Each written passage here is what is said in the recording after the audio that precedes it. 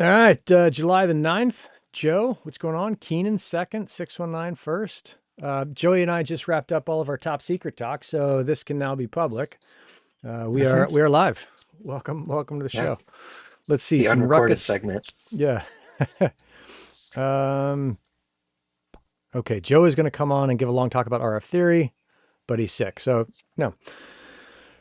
Let's see. Top of the hops here. What do we got? Let's go through the news this week. Onocoy. The Ono presale opens July the 15th on Pinksale. So if you're into that stuff, I am a part of that. There's Onocoy is a client of mine. So I would, yeah, take that with whatever grains of salt you want. I think it's awesome. Max helped design the whole thing or did most of the designing on the token piece. So I always think that's a really good indication. Let's see, Anyone Land. The June progress report just came out. I think the link is there in the description. Staking dashboard. They got some speed updates. The hardware is getting better. So hardware updates, and they replaced their GeoIP database. They got an iOS browser app. Reports that I've gotten are that the VPN is faster and better and switches countries every 15 minutes like a VPN should. So if you're looking for a good VPN, check out Anyone. Again, those guys are a client of Gold Hawk, so many grains of salt to put out there. But yeah, let's see. Helium. The Helium Wallet app came out. Make sure you update. I feel like mine updated automatically when I checked it to 2.14.2 or 2.14.3. Yeah. The second piece of big news there is that $50 million in grants for mobile. I didn't see any grants for IoT, but we'll see. We'll see if that changes. Maybe I'll write a grant for IoT.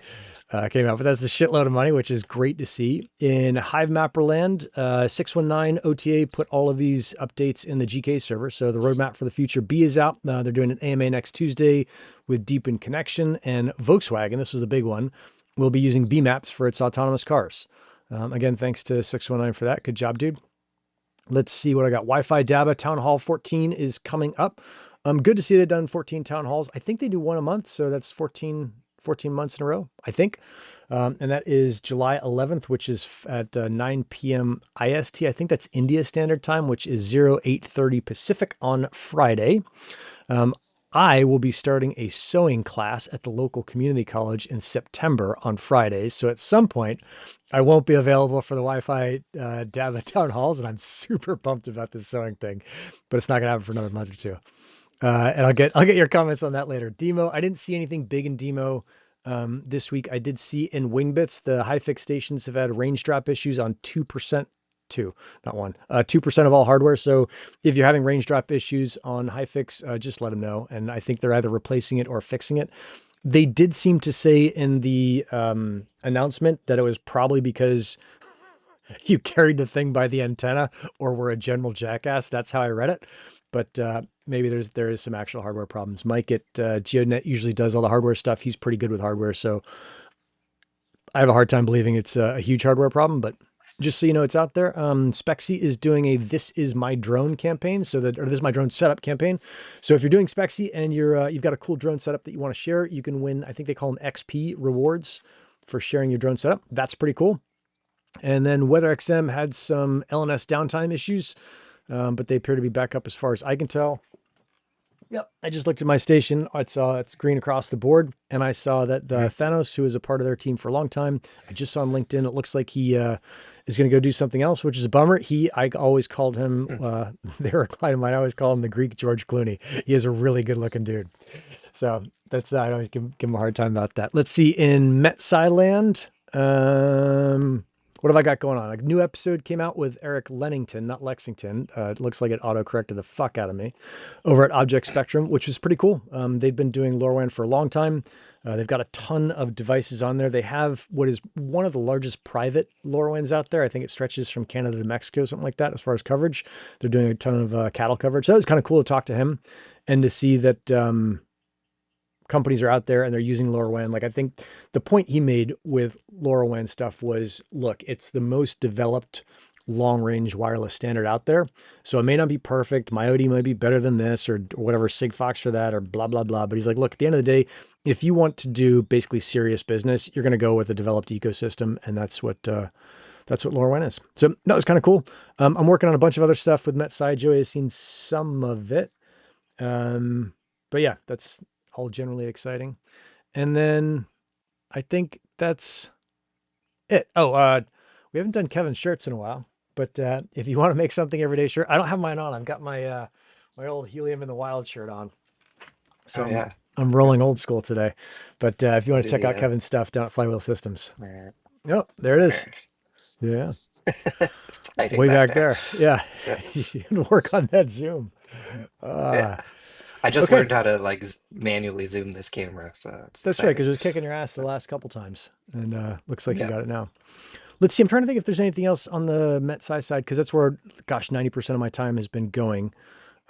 I spent the last 2 days going down a total dead end trying to connect everything up to a Cloudflare worker so that I could email people based on their DC balance. And then I said, fuck it, I'm going to go back to this Python script setup that I had. Mm. Because when you get an email from the MetSci console, what should start happening in the next day or two, because I'll send out a blast, is it'll also have your email or your DC balance in there, which I had working before and then I broke and then I got to refix it. So Mm. Yeah, I think that's super cool. I think I've mentioned the first time I noticed that was one of your podcast update emails. yeah. And then just down in the footer were these like metrics on my account. I was like, what? That's super cool. Like you get this double value. Yeah, it's funny. I was thinking last night, and I had sent you this message. Of course, everyone thinks they're special, but I was like, I don't think anyone else in the world has to build this thing, which is a combination of ChirpStack, which was never meant to be a public LNS, but Paul has made it that with Helium. Mhm. And so there's the ChirpStack piece, there's the Helium aspect to it. So there's and then there's this public permissionless piece, so anyone can sign up. And it was kind of never meant to do these things. And then in any other software, hardware, whatever, buying cookies, cars, it doesn't matter. You kind of expect there to be this pretty seamless integration between when a customer signs up and the ability to contact them via email and kind of tell them custom things about their piece, whether it's how much DC they have in their account or how many cookies they've bought or what kind of tires they need in their car or etc. That doesn't exist until now with the MeteoScientific system. So that's pretty cool to think like, despite all of my technological handicaps, I'm able to build something that I don't think maybe Helium had it before me, um, but I don't think exists in the world. So that's cool. Yeah, I don't think the 1663 console was doing it. So it was just a cool little detail. It was overlooked. And, Yeah, yeah, I'm psyched crushing because it. I was looking at because I integrated with ChirpStack and I pulled all the data off that to see like how many applications every tenant has, how many integrations they have, how many devices they have, if they're using device Mm, profiles, regions, all that stuff. And I was like, shit, there's a ton of data in here that's useful for those tenants. And there's also a ton of data in there that's useful for me. I'll tell you this, 10%. So there's, I think 700 or 800. No, it's a little less than 10%. 10% of all customers um, provide 90% or 99% of the revenue, which is pretty crazy. I mean, it's normal, but mm, it's always like crazy when yeah, you see it. It's like, holy shit, there it is again. yeah, that insight. I mean, it makes sense. It's sort of that. I think that's one of the things that we sort of like dance around a lot when we're talking about LoRaWAN is you're learning, you're kind of getting your toes wet, and then you like go and do a bunch of stuff. And so Yeah. uh, it sounds like about 10% of people make it over the hump. But, Yeah. Yeah. Yeah. No, it's a yeah. difficult thing. So the other thing I'm doing, and we'll stay with a Met sign, then I'll maybe ask you some helium questions, is I saw, let's see, this thing happened the other day where a local cafe got a write up in the paper. It's one of my favorite local cafes. If you ever come to San Diego, it's where I will suggest that we meet. It's called Bika. It's on Adams Ave. Cool little place. And they got a write up in the San Diego Union Tribune. I was doing the dishes and working in the kitchen. So I was like, fuck, I don't have time to read this. And they had at the top, like, hey, do you want to listen to this article? So I was like, oh, cool. I would totally like to listen to this article rather than read it so I can do all my chores. So I hit the Hmm. play button and it was like an 11 reader or whatever integration. So it's like this AI voice reading exactly every word. The information was there. It was fine, but it wasn't awesome. And I was like, fuck, Mhm. I think what I'm going to do is start another podcast that is just me reading the MeteoScientific tutorials so that if you want Hmm. to get the tutorials, you can just go there. And that way I separate it out. I've done this kind of halfway. There's a couple primers on the MetSci Business LoRaWAN podcast where you can learn Mhm. about LoRaWAN. But because I've got so many tutorials and so many blog posts, it's like, oh, I think this would be pretty cool. And then I'll embed it on into the blog post so that if you get there and you're like, oh shit, I've got to drive to whatever, Tucson, you can learn about how integrations work, etc., on your way to Mm. Tucson. Hmm. I love that. I wonder if AIs are at the point now where you could feed it that content and it would visualize it. No, you can't No, get I there. Well, I mean, it's probably going to like hallucinate all sorts of crazy ass diagrams and yeah, I think there's a we're missing on the chat here. How do you get a Helium in the Wild t-shirt? I might have a couple left. They're probably all larges though. Just email me and I'll see if I've got one. Um, so I've been talking with a bunch of buddies about what AI can do, and all of them, I don't think anyone holds my opinion that AI for content creation, like for written content creation that humans want to read, is not there yet. AI Mhm. for preparing for a podcast interview, 100, not 100%, 98% there. It's really good. AI for all kinds of things, like really good. But for creating content that humans want to interact with, that is written or audio, I don't think it's there yet without a huge technological lift. And so I think there's this piece here where you have to really understand what AI is great for, and it's not great for unless you're just making like trash blogs, which I've done in the past. And if you go to MeteoScientific, you can see all the like early weather blogs that I just used AI to write because I was excited about it in Mhm. 2022. Mhm. But otherwise, it just sounds like shit. Yeah. Right. I had an interesting experience yesterday on the, wait, 2 days ago. I'm a little jet lagged still, but Yeah, the IoT working group, we were reviewing a grant, and I was like, hey, man, I really love this grant, but like all these typos are driving me crazy. And then I think Jerem had pointed out, it's like, that means he didn't use an LLM to write it. I was like, wait, I changed my mind. yeah, I yeah. love this. Now that Uh, it sucks, I yeah. like it. Yeah. Uh, It was like it was funny how that was a pivoting, like refreshing, like, oh, somebody actually sat down and wrote this thing. So um, yeah, showed uh, a little more care there. it is But good. Yeah, I mean, it. Look, the ChatGPT, AI, whatever LLMs have their place 100% to make things better. But I yeah, used to think like, oh yeah, I could just spin up a bunch of stuff and like spit out thousands and thousands of posts or whatever, and it'll be yeah. great. And it turns out that's wrong. Yeah, I mean, I want to figure out the workflow where when somebody sends me like a 10 paragraph chat GPT thing to like invert it and give me the bullet points that they fed it. Like I just Yeah, want to know what their thoughts are yeah, yeah, about all the padding. So yeah. um Uh, it's yeah, where it's funny how that's turning back around. yeah, it was like my GPT will talk to your GPT to try and figure out what you were trying to say and wanted to Yep. sound important, and then it gets to me and it's like just fucking tell me what you're gonna say. Yeah, Uh, the bullet points are key. Um Soulhex, yeah, good well, afternoon I from mean South that's Kakalaki. Cool. I love the idea of the podcast though.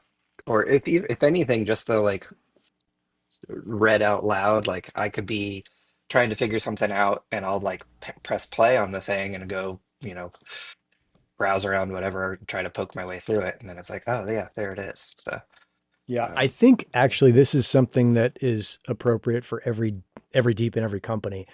Is I think there's a fair amount of value in making sure that all of your articles have a written or sorry, an audio component to them yeah. so that people can read them. And I think I was really excited about this a couple months ago that there was this potential for like build me a custom podcast series Mm, where you would go to an LLM and this would be, I'm sure someone can do this, some long N8N blah blah blah sequence. But you would go to them and say, "Hey, can you build me a 2 season, 10 episode per season series on LoRaWAN?" Like basically I want LoRaWAN 101 and LoRaWAN 201, but I want it in mm, podcast form. And it goes through and does the research and blah blah blah and checks it and everything and chops up and then spits out a podcast for you. I don't think that's possible for a normal person. For a super nerd, they might be able to do it, although you still have to check all the hallucinations, and that still will bite you pretty hard. But yeah, yeah, kind of cool. But I think every deep company should do that, including Helium. yeah. I'm wondering in terms of landing that content, like maybe even though it's just audio, like doing a transcript, which I know the article is already the transcript, but doing it up on YouTube, and then you get the like chapter markers. So Yeah, that kind of gives somebody a little bit of like a way to jump through, and then you get the like you probably wouldn't get it at the um, the volume because you need like thousands of people, but you'd get that like heat map of where people press play and all that. Like Yeah, yeah. that kind of stuff could be interesting.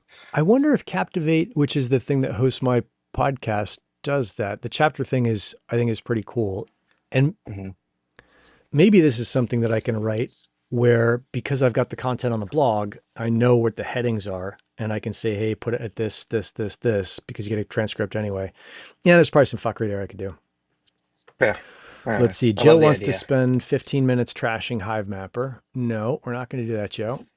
Appreciate the in fact, we'll put Hivemapper up as like, hey, I think He this asked is a, politely. yeah, Joe, that is an improvement. I like it. Fucking A, dog. That's fantastic. That's actually a significant improvement, Joey. Thank you for pointing that out. Yeah. Someone was pissed at him earlier, something about, I don't know, like cheating on blah, blah, blah. Yeah. I Uh, mean, that's it's I think one of the frustrating things. I was looking at a couple other DPINs, when was it last night, and everything's just getting hammered right now. Like yeah, there's no reason that like GeoNet should be a whatever 4 point something million-dollar market cap. Like these projects are out there crushing it. Hivemapper's crushing it. Um, so I don't know.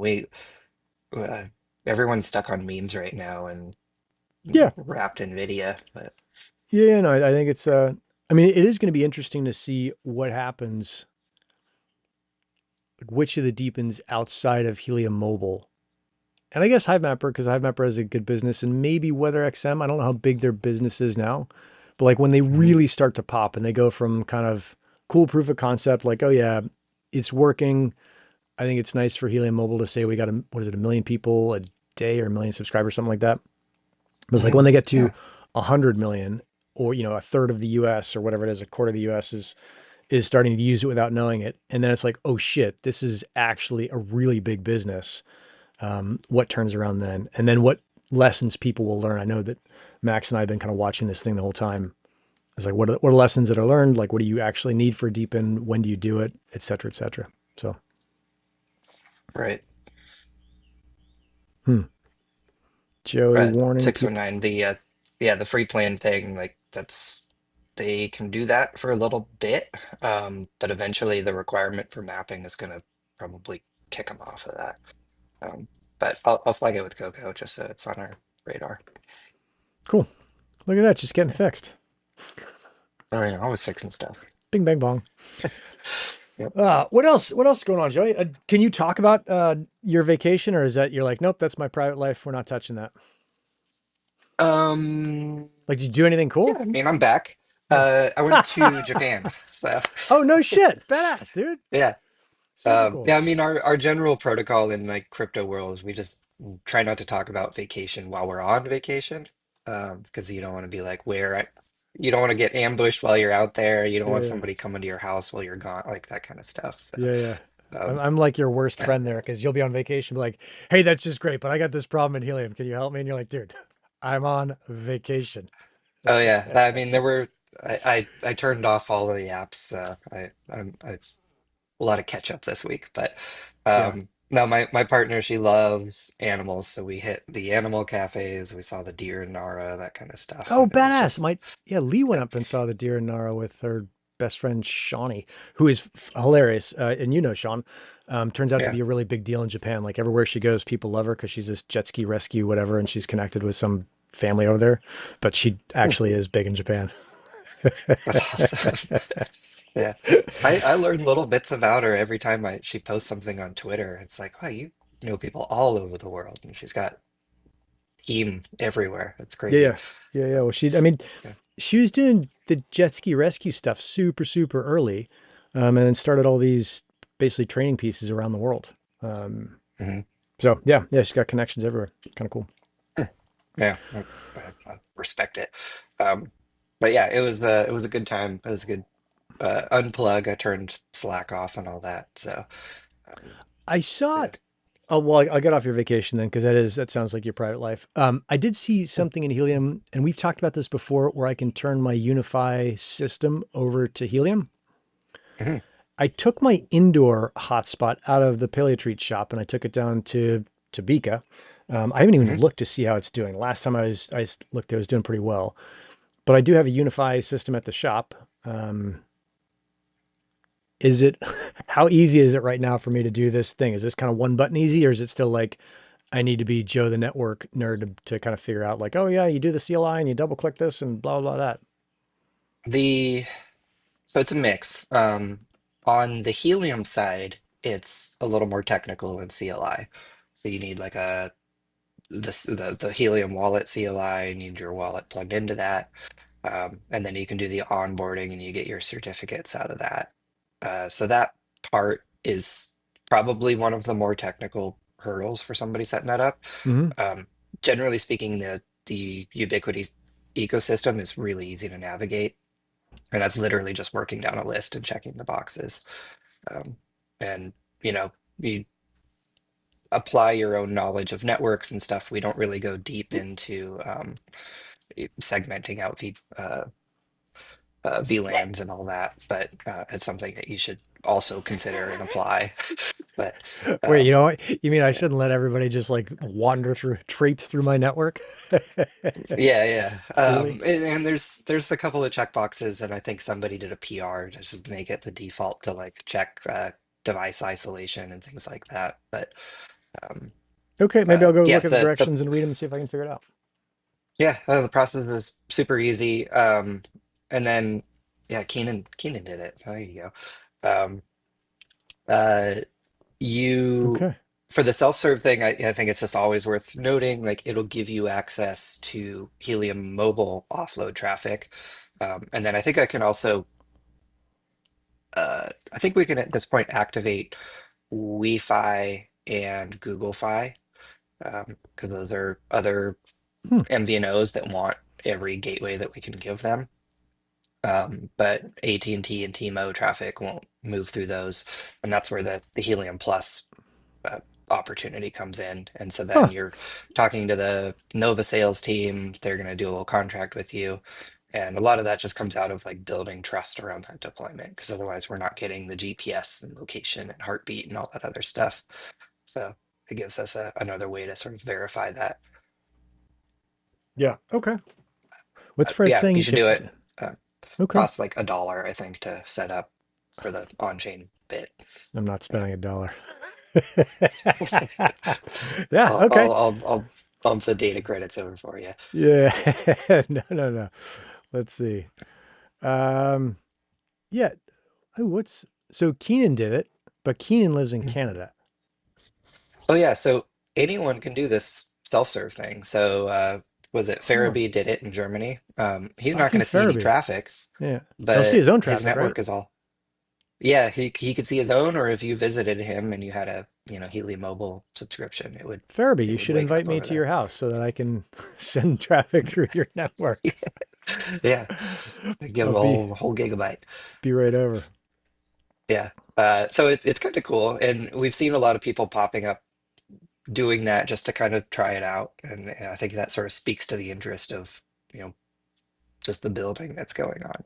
Got it. So it's fun to see I've people got do to that. reposition my outdoor. I don't think it's, I mean, like, it's doing okay, but we used to have a coffee shop across the street and they moved and I think I might have got traffic from them. And so I got to go find Mm, another business to put it at because I think I could crush at another place where there's way more traffic, but mhm. yeah. Probably worth noting, just for people on the call, I think this might have shipped this week. Again, I'm still catching up a little bit.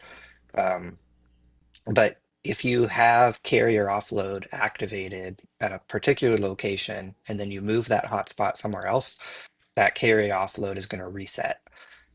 So in Okay. other words, you can't go and get activated at the coffee shop and then take that hotspot to your house and still be doing carrier offload, It makes because sense. the carrier wants to know where that data is happening. Um, so that wasn't the case before, but will be the case going forward. Okay. Yeah. I mean, fuck, that seems pretty fair and that makes sense. So Yeah. So hard to argue with that one. um, yep, just a little detail to understand. Um, you mentioned this in the opening thing, but that $50 million grant, initially when that was launched, it was just, excuse me, for Mexico and New York. Hmm. And that is now open across the entire United States. So for folks that are doing scaled deployments, they can reach out to whatever is the contact on that website, and they'll get them set up. And that again, that's kind of like a contracted thing, and they set up a grant with you, and they cover some costs of the hotspots and all that kind of stuff. But Yeah. it's putting the pedal on the gas for getting those deployments out there. Yeah, it's pretty cool. I always say that I'm going to go do a bunch of new deployments and then I get wrapped up in various, usually MeteoScientific things. I'm like, all right, I'll get to that later. Yeah, it's there's always a million things to do. I got a hotspot sitting right here, ready to go for a little bar down the street. You He can't said hop he'd from. let me set it up, and got to get Yeah, it I done. mean, it's super cool to be like, hey, I'll go do this. I get off these calls and I'm like, I'm going to go buy like 10 hotspots and go to every business on Adams Avenue and put them in. And I'm like, fuck it. I'm going to fix the blog. I got to do X, Yep. Y, and Z.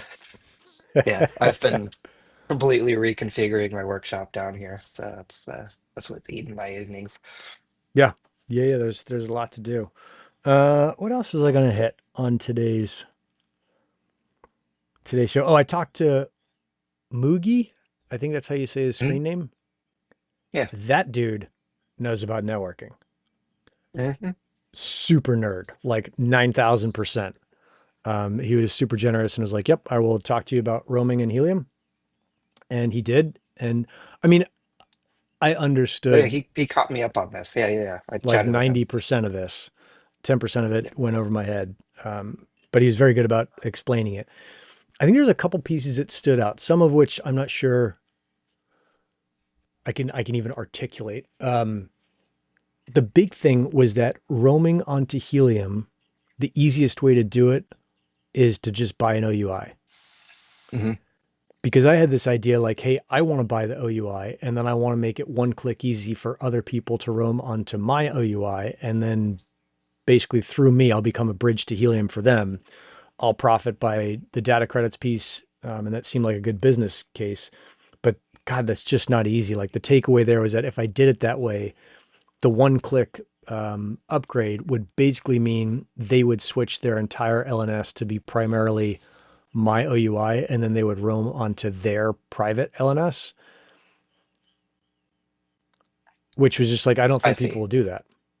Yeah, and well, in that case, all your devices are rejoining, and yeah, the Yep. opposite Although way. every device rejoins every 100 or 50 packets, something like that. Like that's the general LoRaWAN standard. Mhm. It's supposed to. I think that's how they're Yeah, set up. Yeah, yeah. God, that dude had so many stats for me. I was like, holy shit, I didn't know that. About helium packet routers, about how they work, about how much load is going through that. Like it's pretty impressive. yeah. It is a really robust infrastructure. So Yeah.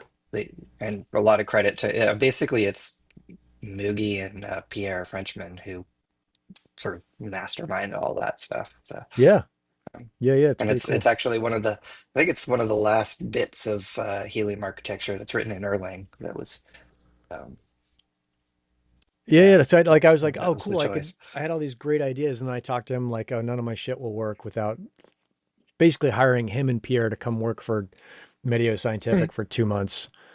Um, Well, when I was chatting with them, the thought that came to my mind was that if you wanted to be that sort of party to onboard those people, the mhm. probably cleanest way to do it from an architecture standpoint is to be a sort of Helium roaming as a service broker. Yep. Um, and so you basically say like, don't worry about it. I'll talk to Foundation. I'll set up the OUI. I'll manage your data credits, and then you're, you know, just setting up a route for them, and they're off to the races. Yeah. So that kind of stuff exists, and the foundation is still gonna want a KYB to make sure that that party is party to that conversation, Yep. because we try to make sure that nobody else is swooping in and stealing somebody else's traffic or doing weird Yeah, that was shit. a big deal. So Is that you could, yeah. if Helium Foundation and or Nova didn't exist, and it was just a completely permissionless, like no parental supervision network, Hmm. um, I could go and You could go buy. swoop everyone. Yeah. Yep, and that Yep. seems as kind of cool. I mean, and the other crazy thing was how much data the Helium network gets because radios are radios. Like they just listen to 915, they just listen for LoRa, so they'll get Hmm. everything. The Hmm. fucking amount of unrouted data that comes in bananas. Yep. Yeah, That there's was awesome. a lot of LoRaWAN out there. We could probably just publish stats on that, and it would be, I was trying to get him to come basically, on. I was like, dude, come on to the podcast. Let's talk about this. He's like, I don't really, I'm not super public. I don't really want to talk. I was like, oh, okay. yeah. He likes lurking. You'll always see him in the audience on the IoT working group, Fucking and lurker. yeah, Yeah, yeah. he's keeping an eye on things. He's Um, fantastic. I would love to get him on. I think he's a real credit yeah, to Helium. he's also hilarious. He's got a great sense of humor. So Yeah. it's fun to Yeah, yeah. work He's with. he's a funny guy. I could as I'm talking to him, I could see him like in his head, he's like, oh, this guy like just is really he's growing his lips to fucking breathe and stay above water. And he was very considerate Yeah. of my ignorance. So he had good things to say about the conversation with you. So he gave me the little rundown. Cool. But, Let's see. yeah, What's Neil saying? We just need an open source broker. I mean, I yeah. think Neil, like I would like to do that. I would like MeteoScientific to be that, but goddamn, the technical lift on that is pretty big. And the other piece is like the per person. So there's a guy who I've had on the podcast that I give as the example. His name is Manoj.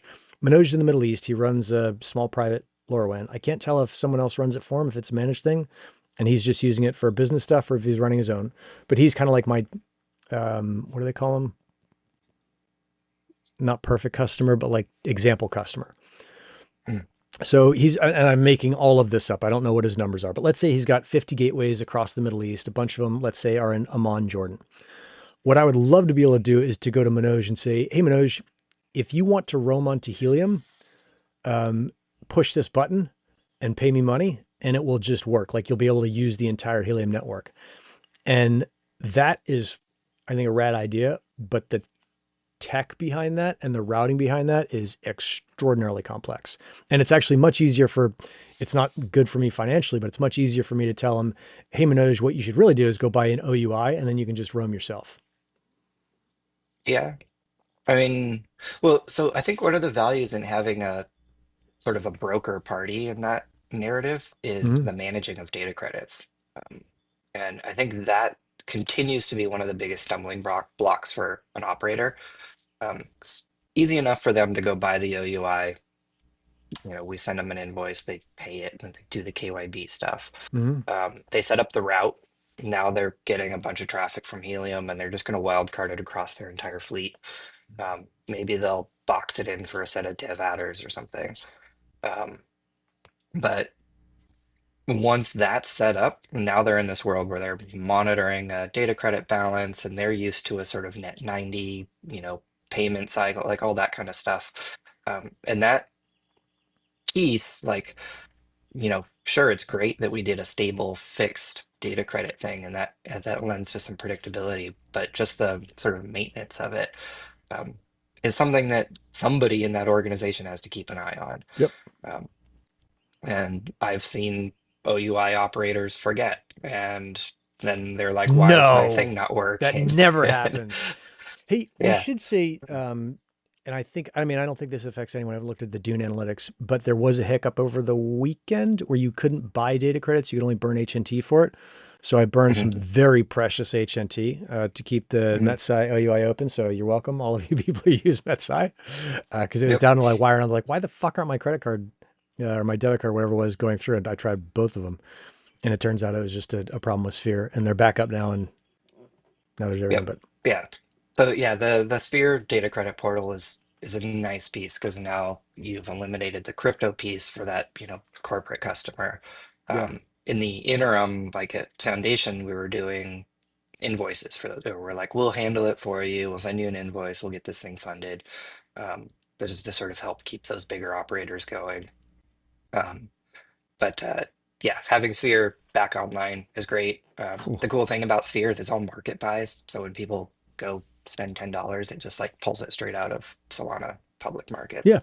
yeah. That part But was. I mean, I like it, and I think I have to buy whatever it is. It's like a $2 charge, or something like that is what I noticed. So if I spend $50, it's 52.50 or something, which is like okay, cool. mm, It's better to I think it's spend. a percentage Yeah, based thing. But yeah, yeah. It might be just like a because card thing. my test when I was making sure that it was actually still working was like $10, and I think I got, 950 worth of data credits or something. Yeah. Uh, Yeah. What's Neil talking about? Mix all the networks. Packet broker only works with TTI. I don't understand that. Do you yeah, understand that? Packet Broker is DTI's effectively HPR. And Moogie did some spikes on seeing if that could be sort of integrated in a system like we have. I can't quite remember the outcome. I think a lot of the complication is like Helium is a charged network, and we don't really do two-way roaming. So, if TTI wanted to bring their network into Helium, like they're selling that data transfer at one data credit per, 24 bytes. Yeah. Um, and so that starts to become a stumbling block, and then you open the conversation of dynamic pricing, and then things get complicated, and network users aren't really game for dynamic pricing. So yeah, Yeah.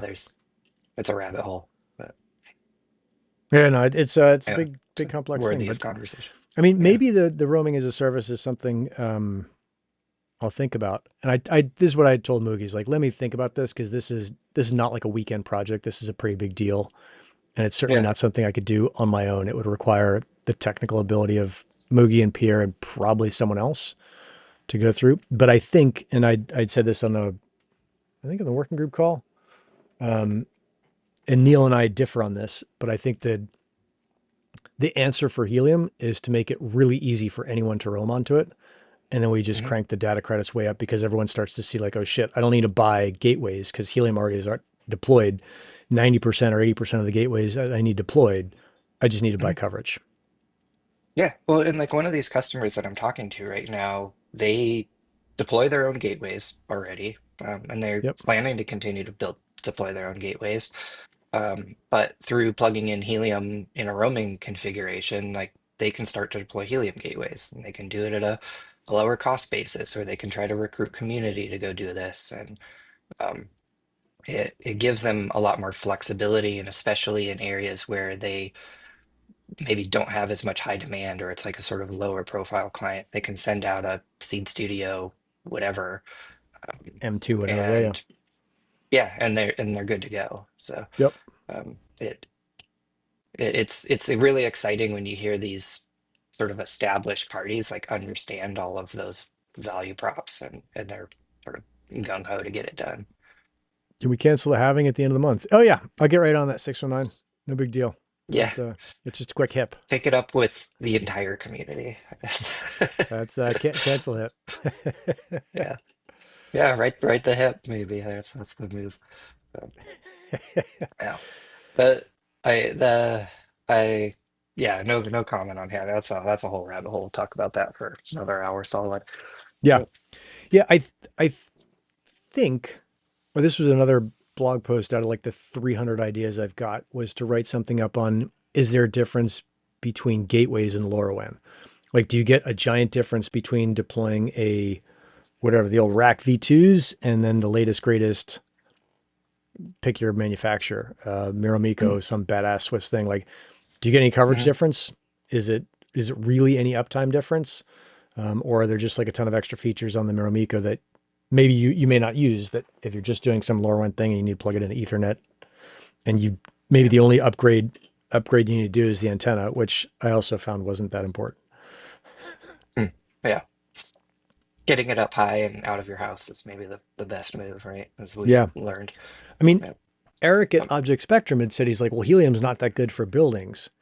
And I think what he meant was that the helium network in general wasn't good for buildings. He couldn't have meant that you can't put a helium gateway in a building, because a gateway is a gateway. And that's what sparked the whole thing, is like, well, why not just right. put a helium gateway in the building? And then I think the other piece that always surprising, not that surprising to me, but that people are like, I don't want to earn for putting my gateways in there.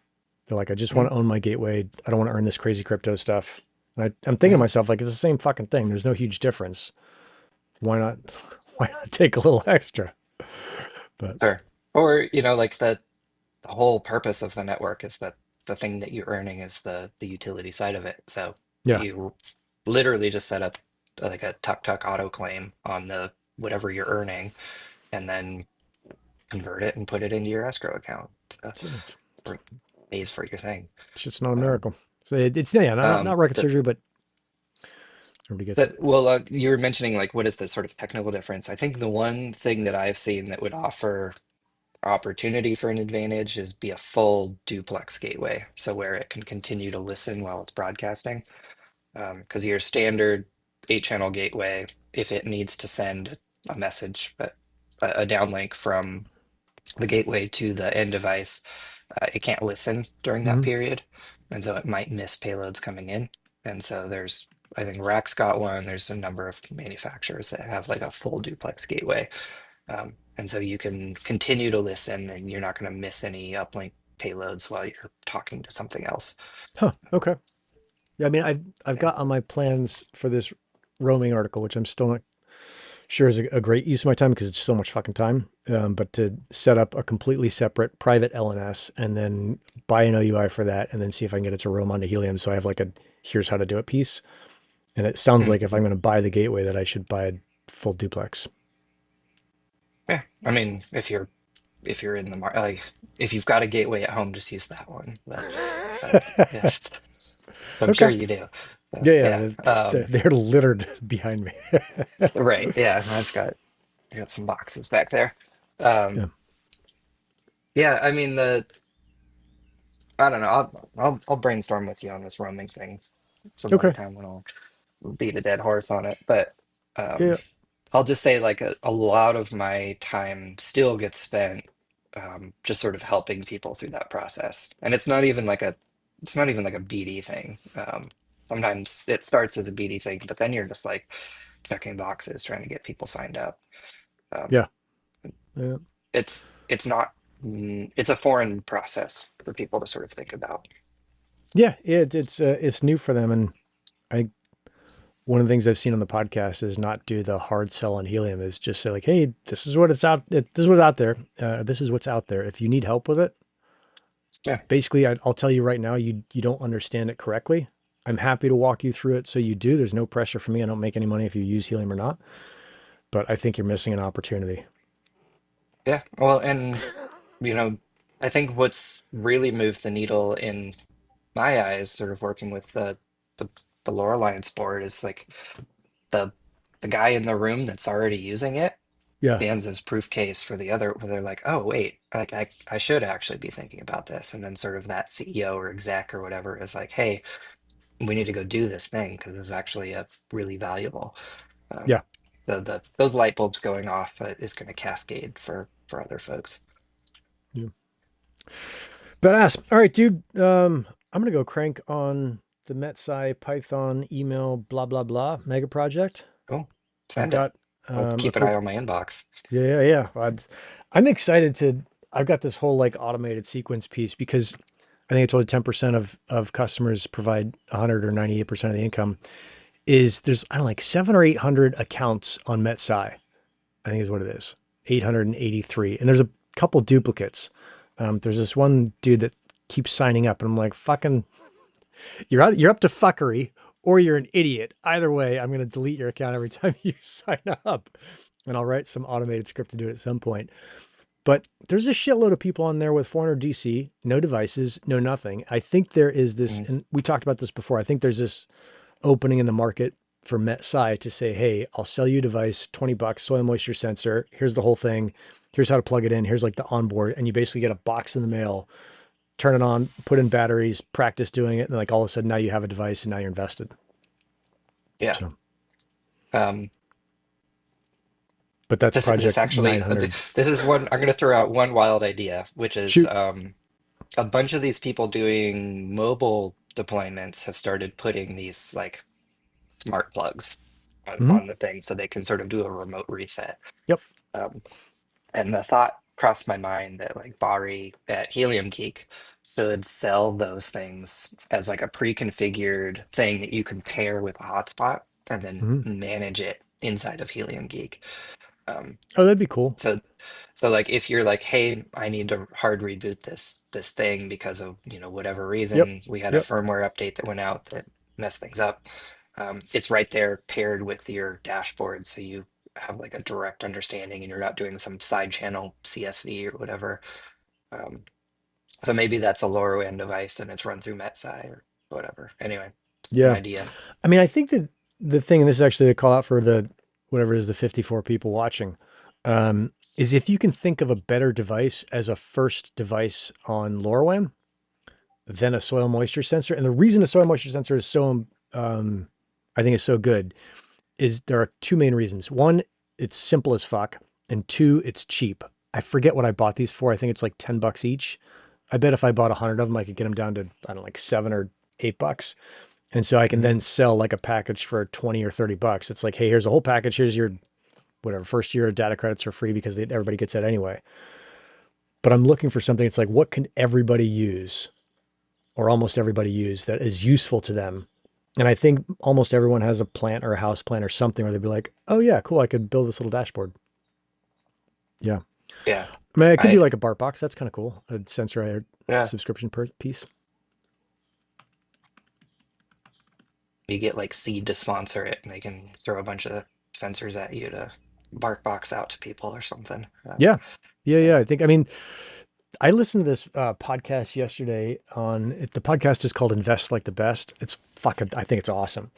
And it was the lady who she bought Clear at the airports that everybody use it, or not everybody. I don't use it, but you Oh, see being yeah. used at the airports.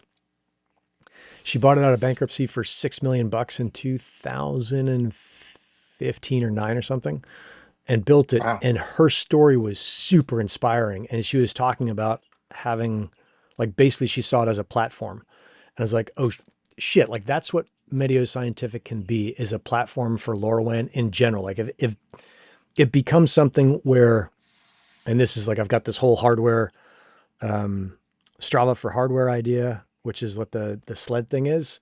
I Mm. think there's this idea for IoT with actual customer service, because IoT right now is all like, oh yeah, you got to talk to this engineer, and then you have to meet, you or Brian Bowie or whatever it is, like someone who knows, or Travis, someone who knows what the fuck they're doing to actually get your thing to work. If there was Mm. a piece, and this is probably where like an AI chat could be super helpful. It's like, oh, here's what you do. You go here, you do this. You had this problem, fix it this way. Like those are kind of decision tree plus a little bit of thinking, perfect for LLM stuff. Hmm. Yeah, that makes 100%. Like I think there's a world where you just build a really, what is it? What is it called when you like sort of train a, yeah, you don't, it's not the actual prompt, but you're like in the shadows of the prompt. So somebody asks for a thing and you tell it all the context that it needs. RAG stuff, maybe. Um, yeah, I don't Ragify know, too. Yeah. but Now we can display our basically ignorance on you, AI. But yeah, yeah, I build up a whole toolkit and then basically the AI knows what to pull from. And then somebody goes and say like, I need a dashboard for this. And it just is going to pull from that yep. toolkit. So, Yeah, yeah. yeah. And I had that, Nick Huff had that when the original MeteoScientific app was up. Um, but now that you're thinking about it, like maybe I could just make an app that is just a Git repo, and they can either use the MetSci app and put their soil moisture sensor on it. So like this is your whole onboarding experience. Your first experience with MetSci Mm. is this, and then you can build your own thing from there. Yeah. I'm people should keep the brainstorm going. I'm Are you dumb. I'm going to cooked? suggest a sauna sensor, but like, who has a sauna?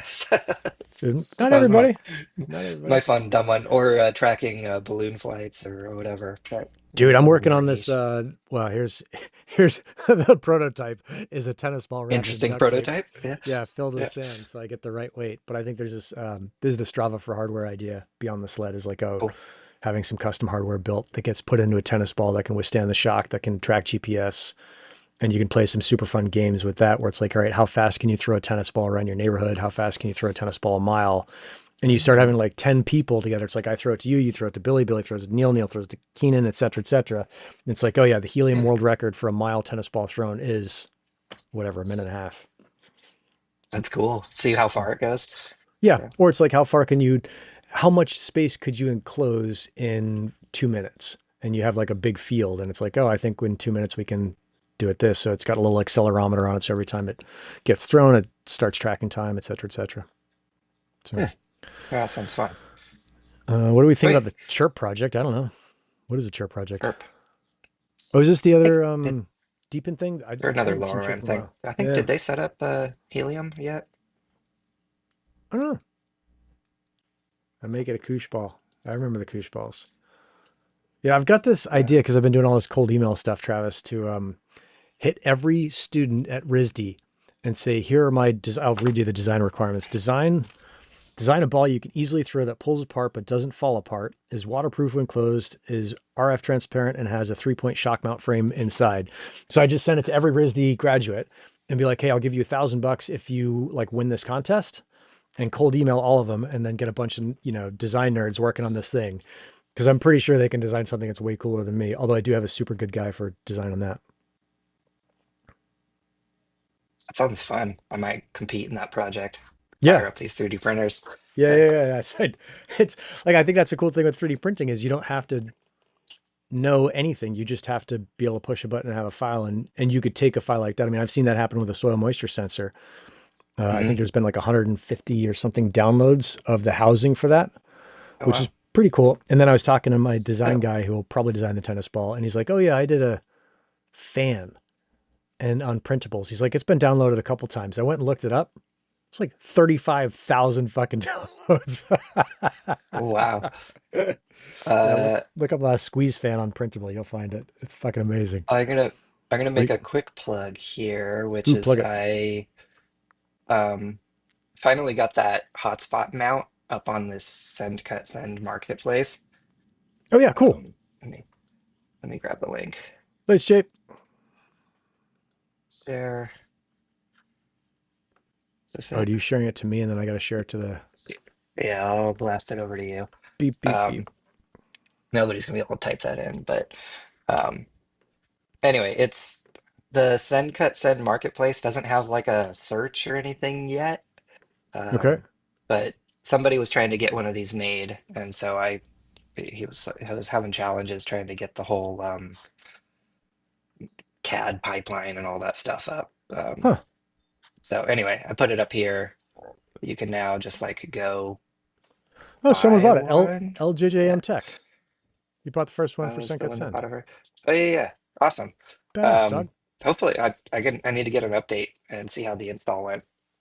Yeah. But Maybe anyway, I'll it's up there now, so people can just jump in and like buy one. They're a little expensive because it's like single unit stuff. But good way. $133.32 plus probably shipping, right? Shipping's included, I think Oh, that's the okay. way they do it. He can maybe say. Um, so anyway, that's an unlock for folks who are, doing badass installs. Um, That's I super want to cool. get around and do like a V2 version of this. I've got ideas in my head to sort of like lighten it up and maybe reduce cost, but um, on the to-do list. Yeah. Dude, that list is long. Yeah. Yeah. Cool. All right. Well, LJJM Tech loves it, which is rad. I think it's the end of the Sweet. hour. Let's cut this thing, Joe. I know we got shit to do. And you look like Sounds a good. cook, dude. Go take a nap and then reload. I just woke up. I'll go make more coffee. Welcome Yeah. back to the world. All right, buddy. Good to see you. Yep. I'll see you next week, and we'll see the rest of you guys later. We're out. All right. Take it easy.